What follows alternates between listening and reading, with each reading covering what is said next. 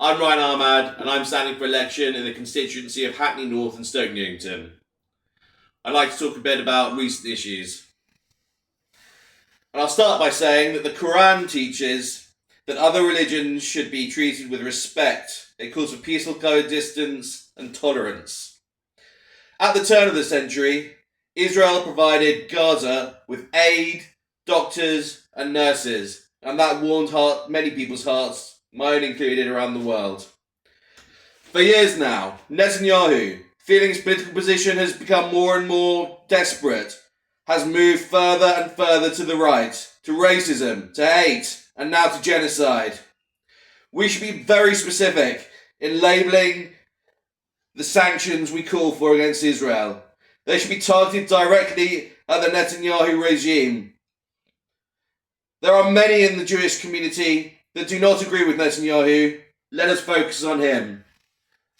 Our aim should be to steer the Israeli government away from extremist violence and hatred. The first duty of government is to protect its citizens, but defence has been in a debacle in the last 14 years. Libya is in a state of civil war and arms have spread all over Africa. We capitulated in Afghanistan. There's a war in Ukraine. Now the situation in Gaza and the wider Middle East. Has the world become safer or less safe in the past 14 years? At home, crime is rife. Gangs are becoming more and more sophisticated, and it isn't just Albanian ones. Violence strikes regularly at the very being of our community. Only last night, just up the road from me, a shooting left 4 people in hospital. I'll ask you again, has the country become safer or less safe in the last 14 years? But a government's second responsibility is to the quality of people's lives. The same issues still affect us. Incomes, housing, inequality, racism, communities, education and skills, health and happiness, public services. To name just a few. After 14 years of cuts, public services are on their knees. Have you seen the state of the NHS lately? What do you think happens when the local council faces cuts of £114 million? How does that impact all of us, our community, our lives? Brothers, sisters, comrades, a rising tide raises all ships. Public services, welfare, and NHS, a functional police force, all raise the bar and raise the lowest minimal level of all that we experience.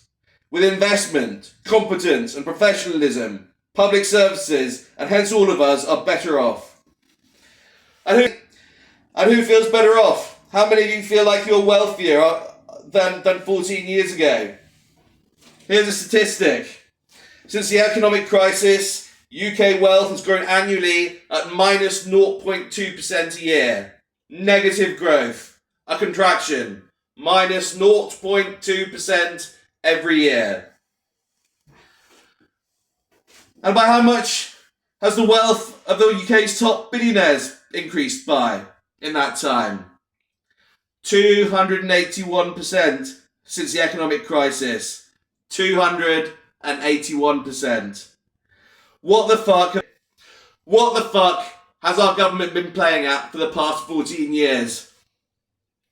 Michelle Mone has a private jet. George Osborne earns over £1 million a year.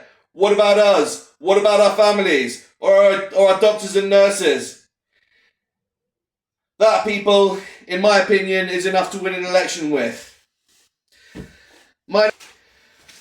I'm running as an independent, and I'm running in solidarity with Diane Abbott.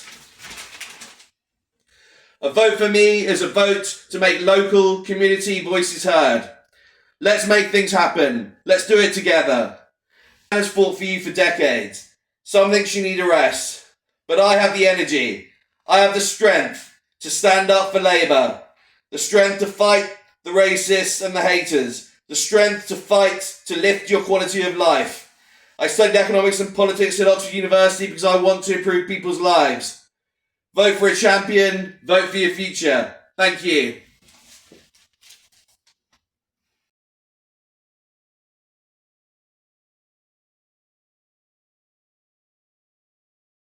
Diane has fought